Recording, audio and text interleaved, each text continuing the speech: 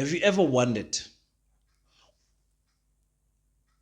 with all the people that qualify and have the experience to be the Minister of Defense Force, why did Cyril Ramaphosa choose the 69-year-old Angie Motshekga? Why? Have you ever thought of that? Well, today we're going to speak a little bit more about Angie and her appointment as the Minister of Defense Force. Secondly, I want to speak about this racist waste of space, Pieter Groenewald.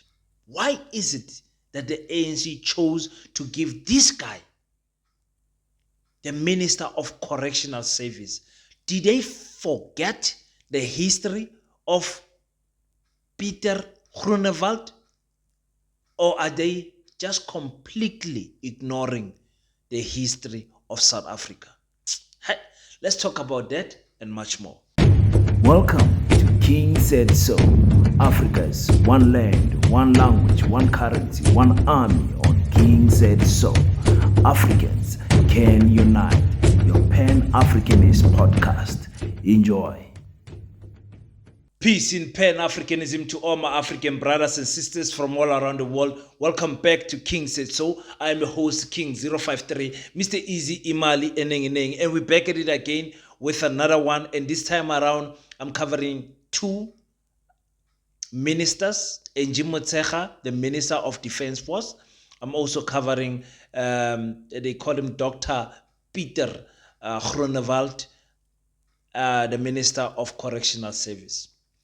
Which one must I start? Let's start with Angie.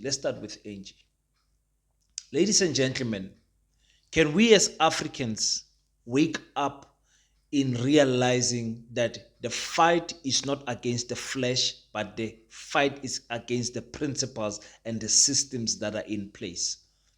I see many people have turned into social media making jokes about Mamu Angie, embarrassing her and all of those things that they are doing, as if she appointed herself. But the shallow mind of us as Africans is so weak and so embarrassing that we are the ones who are the joke.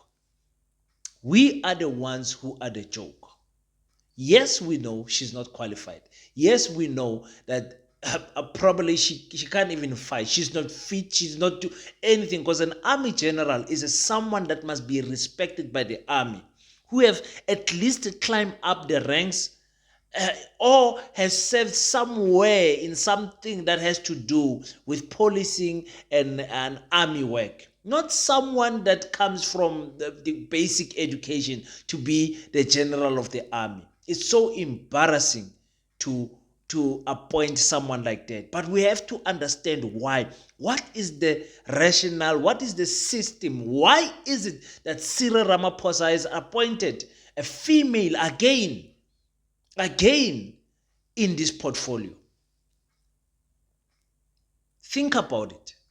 You see, this thing of the markets and the international community controls our country. When we talk about state capture, this appointment is one of those state capture examples. Now, the way the international market views Africa is barbaric. They are scared of what an awakening, a civil awakening of the people, like what you saw in Burkina Faso, Mali, and Niger is happening. They are scared of those things.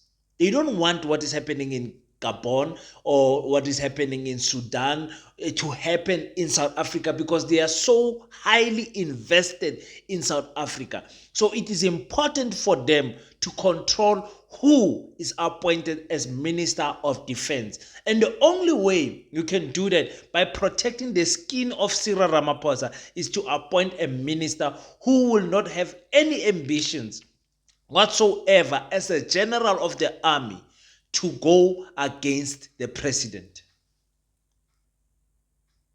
You understand what I'm saying?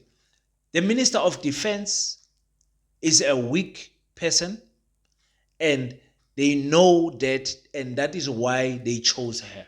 This is the second woman in a row that has been appointed. And not to say women are weak and whatever. We are speaking specifically about Angie. The problem is not her. The problem is the system that appointed her. And I think we must be sensitive to her, because she, as a mother, as a grandmother at 70 years old, did not appoint herself.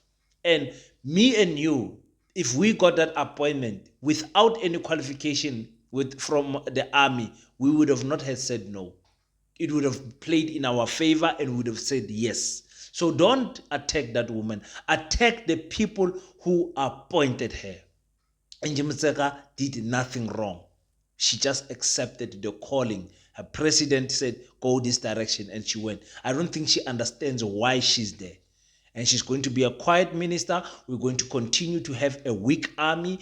There's nothing that is going to happen army-wise. We're going to send our poor soldiers to be slaughtered in Congo one by one. 2 soldiers will be dying every month, and that is not something we are wishing for. We're wishing that they can win that war, but that war is just too big for them. The M23 is not a rebel force to play with. They are well funded, well equipped, and they will destroy these small armies of SADC. Anyway,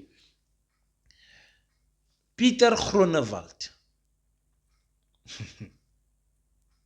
Yeah, the ANC has sold us out, guys. Pieter Groenewald comes from a party we call a conservative party. They are the party that split from the National Party because they felt that the National Party is no longer treating black people the way black people must be treated. Pieter Groenewald is one of those people that advocated that apartheid should continue. Now, this conservative party that we are talking about is the party that has been said by the courts, by the way, that they are the ones that assassinated Chris Hani. He comes from that party. He was a MP member from that party, Groenewald. What's his name? Walus, the murderer of Chris Hani, and Clive Lewis were arrested for the murder and assassination of Chris Hani. Clive Lewis comes from the Conservative Party, of which Pieter Groenewald comes from. I'm sure they are very proud that they killed Chris Hani. You understand what I'm saying? This is the person that the ANC chose to make a minister of Correctional Service, further spitting on the grave of Chris Hani. And these things spiritually will come back for the ANC, what they have done.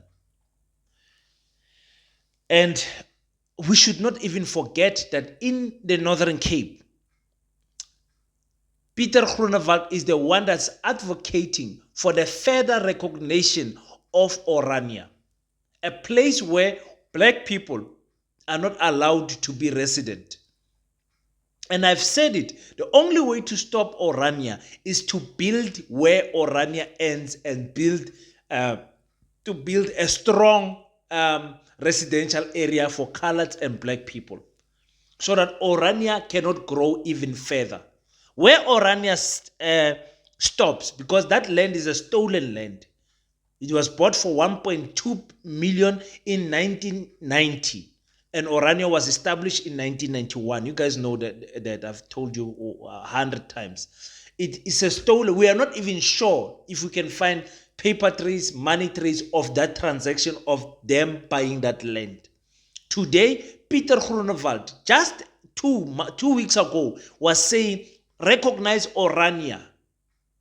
Further, was speaking to the Premier of Northern Cape to say, recognize Orania more. We want to give Orania the independence that they want, they are asking for. This is the Pieter Groenewald who is our correctional service minister. The ANC chose that guy. They chose him. You see? So for me, Pieter Groenewald is one of the worst appointments of this cabinet. Not to speak about the other DA members who just have matric and are now ministers. This is not cadre deployment. It is fine when the DA does it. When black people does it, they were ridiculing Jacob Zuma for not having any formal education. But when they do it, it is fine. So I just wanted to give you guys this story of Groenewald and of Umamu Angie Motshekga. That is what is happening there.